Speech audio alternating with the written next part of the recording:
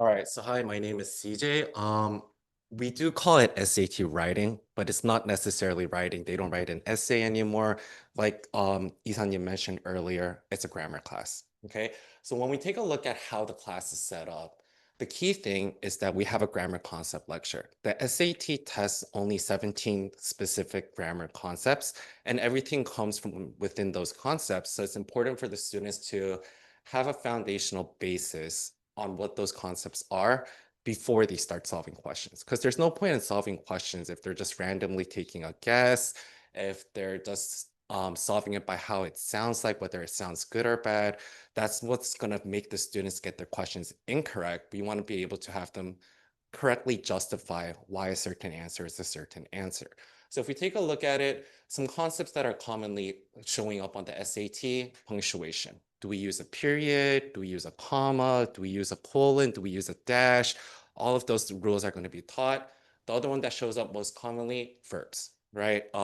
Subject-verb agreement. Do we want to use a singular verb? Do we want to use a plural verb? Do we want to use past tense? Do we want to use present tense? All of those concepts are going to come up. And the key is really the next two, something we call independent clauses, which are practically just what is a full sentence. A dependent clause, what's an incomplete sentence. And the reason these two are so important is because they're the basis that sets up how a punctuation question is going to show up. Or when we talk about dependent clauses, punctuation for things called non-essential, essential modifiers. All of these terms might be unfamiliar to the students at the beginning, but that's why we do these grammar concept lectures to make sure that all the students are on the same page, that they understand everything.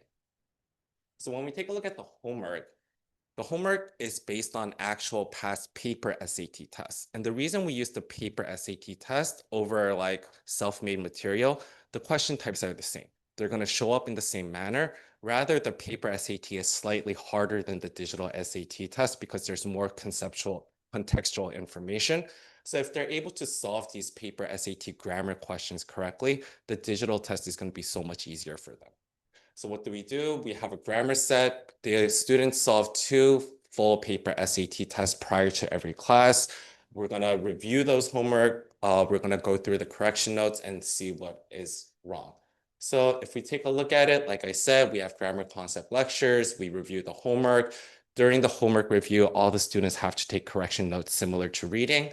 And then if there's time left over, we do solve extra problem sets based upon like mock tests and actual material. So the whole key thing about Gates SAT program, we only use actual College Board material, right? Because that's the most important. We need the students to know how to solve the College Board material so they get a good score on the actual SAT. So if we take a look at some correction notes, the way we do it, given my bad handwriting, but students always figure it out. First thing, we talk about the question type. Is it a punctuation question? Is it a transition question? And the reason why we classify these sentences is when the students do their correction notes, they write down what the question type is. So when they review their correction notes, if they're getting consistently punctuation questions wrong, I have an open door policy. I stay after class. Students are free to come up to me at any time. CJ, I'm getting these punctuation questions wrong. How can I improve it? And I sit with them one-on-one, give them some extra lectures, talk about how to solve these questions. The key thing then, for every answer choice, in this case, since it's a punctuation question, we identify why every incorrect answer is incorrect. We don't just say, here's the correct answer, this is why it's correct. That's not going to help the students that much. They need to understand why an incorrect answer is incorrect so that you don't make the same mistake when they're solving the same question type again. And then if we take a look at how students do it, her correction is much more organized than mine is, but it's the same thing. A was incorrect because of the following incorrect reasons. B is the best answer because of a certain reason. C and D are wrong because of a certain grammar rule that makes it automatically incorrect.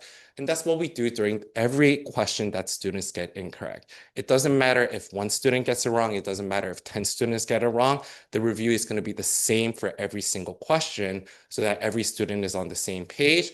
And the reason we focus so much on grammar and have it as a separate 2-hour session, even though the ratio is decreased, in order to get a good score on the reading and writing, it's absolutely mandatory to get all the grammar questions correct. Okay, students are going to get questions wrong on the vocab. Maybe a word they don't know is going to show up. maybe they don't have enough time to read the passage on reading. So what Ben and I do talk about, we solve the grammar questions first. We want it to be quick and easy, solve the 11 questions within 5 minutes accurately based upon the strategies I do tell them. So that then they have more time for the actual reading, the reading part, the passage part, so that students can get good scores.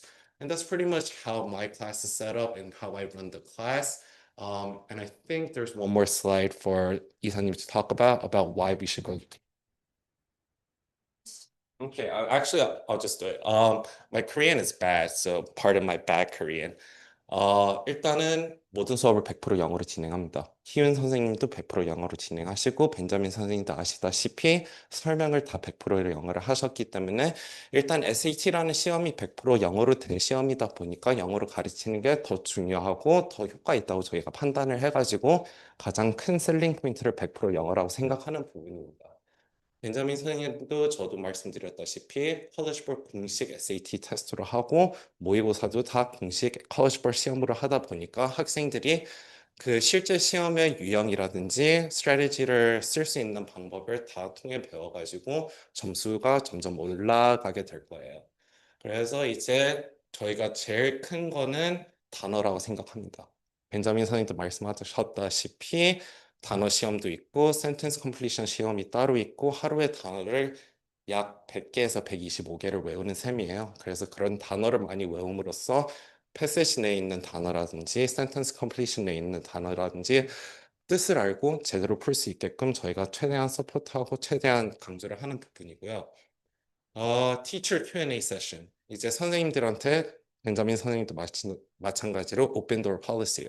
질문은 수업 끝나고도 언제든지 받고 언제든지 저희가 도와드릴 수 있는 세션을 이제 따로 개설을 했어요. 그래서 예를 들어 화요일 1시간 동안 학생들이 자습을 안 하고 오답 노트를 보면서 질문이 있으면 선생님들 찾아가가지고 1대1로 피드백을 받을 수 있는 시간을 따로 제공하는 부분입니다.